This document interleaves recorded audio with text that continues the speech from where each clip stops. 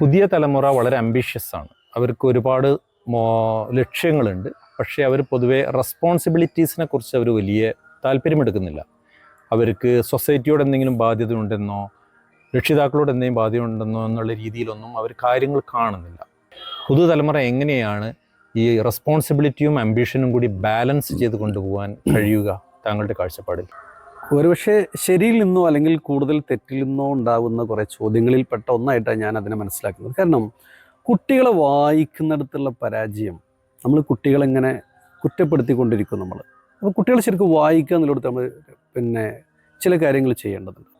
വേറെ ഒരാളെ ഞാൻ ഡിപ്പെൻഡ് ചെയ്യണമെന്നോ വേറൊരാൾക്ക് എനിക്ക് എന്തെങ്കിലും കാര്യങ്ങൾ ചെയ്ത് കൊടുക്കേണ്ടതുണ്ട് എന്നതിനെ ഒന്നാം കാര്യമായിട്ട് അവർ കാണുന്നില്ല. എന്നാൽ അവരുടെ ഫ്രണ്ട്സിന് എന്തെങ്കിലും സംഭവിച്ചാൽ അവർ ഒറ്റക്കെട്ടായി എല്ലാ ഉത്തരവാദിത്തങ്ങളും ഭംഗിയായി നിർവഹിക്കുന്നുണ്ട്. അത് വളരെ പ്രധാനപ്പെട്ട ഒരു കാര്യമാണ്. അച്ഛൻ വന്നിട്ട് ഇയാൾ കൈ കൊടുത്തിട്ട് പറയാണ് നമസ്കാരം, അയാൾ അങ്ങോട്ടും നമസ്കാരം, നിങ്ങളുടെ കുട്ടിയെ ഞാൻ സമ്മതിച്ചിരിക്കുന്നു. അപ്പം എന്താ കാരണം? എൻ്റെ കുട്ടിക്ക് തലയ്ക്ക് ട്യൂമർ ബാധിച്ചിട്ട് കുറച്ച് കാലമായി.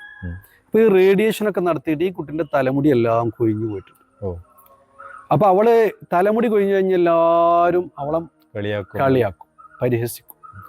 അപ്പം നിങ്ങളെ മോള് പറഞ്ഞതാണ് നീ വിഷയാക്കണ്ട, ഞാനും നാളെ തലമുട്ടടിച്ചിടാം. നിന്നെ ആര് കളിയാക്കുന്നു ആ സമയത്ത് ഞാൻ എൻ്റെ തലയിലിട്ടെ ഷാൾ എന്ത് ചെയ്യും ഒഴിവാക്കിയിട്ട് ഞാനും മൊട്ടത്തിയായിട്ട് നിന്റെ കൂടെ ഇരിക്കാം. നിങ്ങൾ ആലോചിച്ച് നോക്കി, നമുക്ക് ആർക്കെങ്കിലും ഇങ്ങനെ ചെയ്യാൻ കഴിയുമോ? അതെ, ഇതാണ് കുട്ടികളുടെ മനസ്സ്. അപ്പൊ അവർക്ക് ആവശ്യമുള്ള ഘട്ടത്തിൽ ചെയ്യേണ്ട കാര്യങ്ങൾ ഉണ്ട് നടത്ത്. അപ്പൊ കുട്ടികൾ നമ്മൾ അങ്ങനെ വായിച്ചെടുത്താൽ ഒരു പ്രശ്നമില്ല.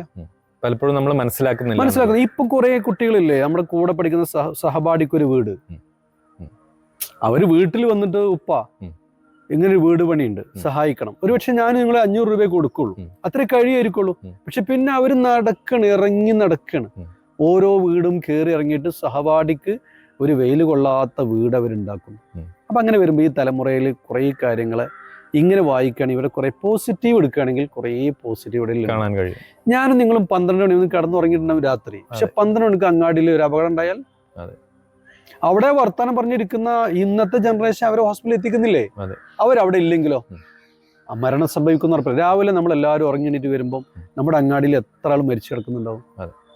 അപ്പോൾ എന്തൊരു നന്മകൾ കാണാനുള്ള കഴിവുണ്ടെങ്കിൽ നമുക്കൊരിക്കലും ഒരു ടീമിനെ കുറ്റപ്പെടുത്തി മാറ്റാൻ കഴിയില്ല. ഈ കുറ്റപ്പെടുത്തലും ഒറ്റപ്പെടുത്തലും വന്നു കഴിഞ്ഞാൽ പിന്നെ അവരെന്ത് ചെയ്യോ? അവർ നേരെ കൂടുതൽ റിജക്റ്റ് ആവും. പിന്നെ അങ്ങനെ നിൽക്കും, റിബലിയസ് ആയിരിക്കും, ഒക്കെ റിബൽ ചെയ്തുകൊണ്ടേയിരിക്കും. അത് നമ്മൾ അവരെ കുറ്റപ്പെടുത്തിയിട്ട് കാര്യമില്ല.